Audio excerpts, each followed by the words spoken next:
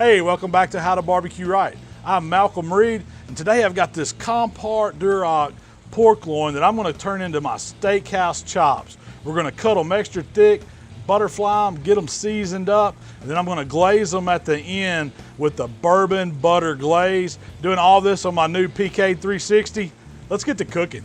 So when I got this Compart Duroc pork loin, it come in a big bag and it needed to be trimmed up a little. I just cleaned the fat off the top of it, got that silver skin off. It had a little bit of that skirt meat on the side of it.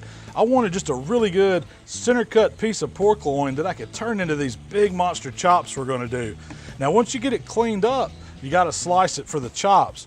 And so what I'm gonna do is I wanna imagine that I'm taking a piece about as wide as my hand here, and that's where I wanna make my cuts. And I know it's gonna look like a big pork chop, but I want a big serving.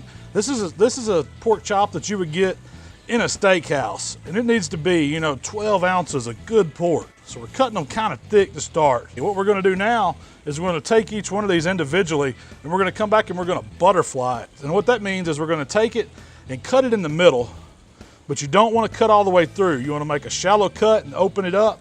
It's gonna butterfly out, and it gives you this big chop that now we've got a chop that's the size of a steak, and that's going to be great. Once we get it seasoned up, we get it grilled off. So now that we have our chops butterflied, it's time to get some seasoning on them. And I'm going to use my salt, pepper, and garlic. I know you've seen me using my AP rub. Get a good coat of that AP. These are thick cut chops, and they need a lot of seasoning.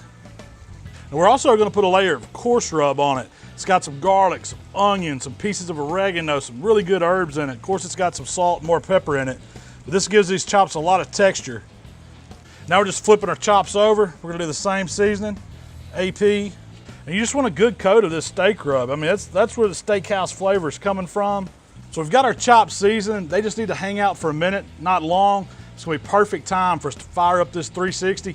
Let's get a chimney going and get it hot. So I'm gonna fire up a chimney of charcoal today, and I'm just using Royal Oak Chef Select briquettes. We're gonna use a couple wax starter cubes to get them going. When they get good and hot, pour them in the bottom of your grill. On this 360, I'm keeping them over on one side, and you can do the same thing on yours. We wanna make that two-zone fire. We got a hot side and a cool side. Throw a couple chunks of cherry wood on the fire so we can get a little bit of good smoke going. And you'll notice I've got a set of grill grates right on top. These are gonna give these chops some beautiful grill marks. You want to put a light coat of cooking spray on there and just let the 360 come up. Whatever grill you're cooking on today, you want to make sure you got proper airflow, let those coals get good and hot, and create that two-zone fire. So while the grill's coming up to temperature, I'm going to put together this bourbon butter glaze. We're starting out with about half a stick of butter, some brown sugar, a little bit of honey, a little bit of Dijon mustard, and you got to have some good Kentucky bourbon. Let all this come together, stir it real good, and reduce it by half. It's gonna get real thick, real sticky. That's when you wanna get it off the heat and just let it hang out until we get ready to glaze the chops at the end. All right, I got my 360 good and hot, and I've got that two-zone fire going. So the first thing we're gonna do is we're gonna start these chops over on the hot side, get some good grill marks on them, then we're gonna finish them over on the cool side. And you can work in batches. You don't have to put them all on at the same time. Get them on and press them down a little bit. Get a good contact with the grill. I'm gonna put 3 on here this first go. That looks right to me. Get a timer going for 2 minutes. Okay, it's been 2 minutes on this first side. We're gonna go ahead and get a twist on these chops so we can get our grill marks going. Just pick them up. We're just giving them a spin. A little tilt. The lid closed. Get that timer going again. Let's go 2 more minutes. All right, we've been a total of 4 minutes. Now these chops should have some really great looking grill marks on them thanks to these grill grates. Now we're gonna get them over to that cool side.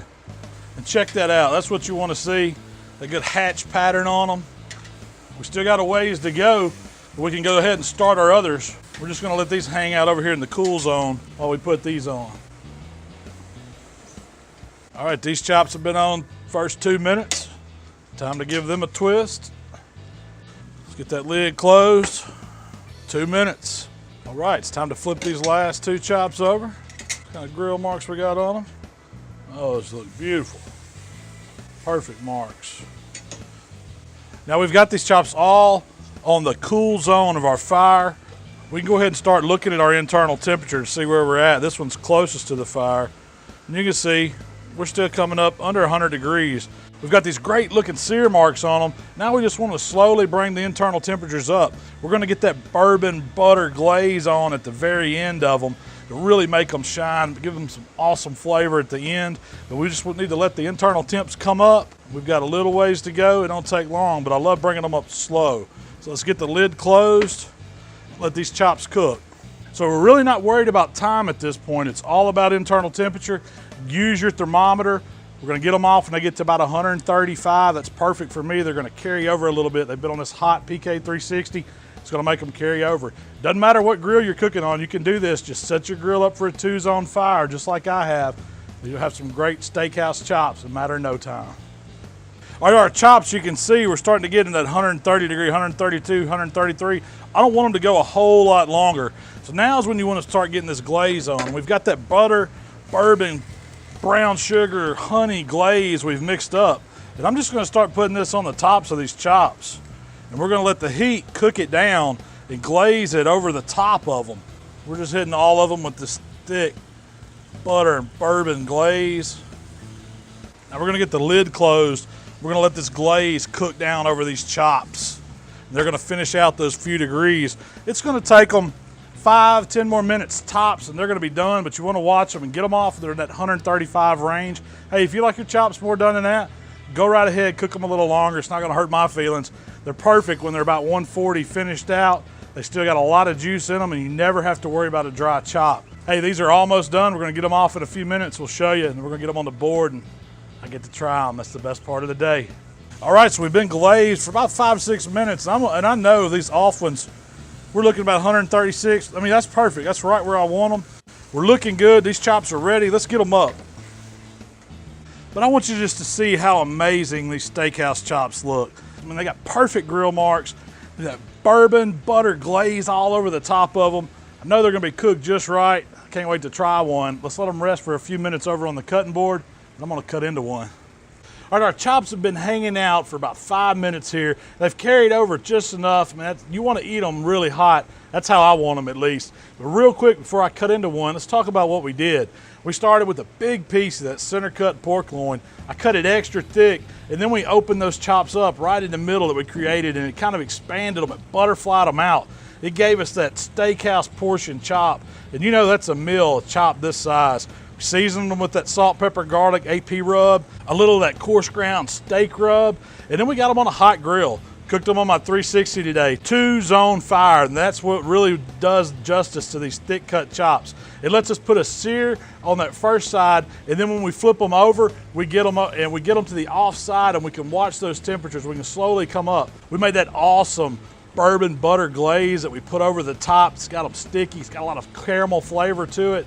Really makes these chops pop. I'm gonna get one off and we're gonna try it. I'm gonna get this thick one here and let's just cut into one and see what we got. See what we're working with.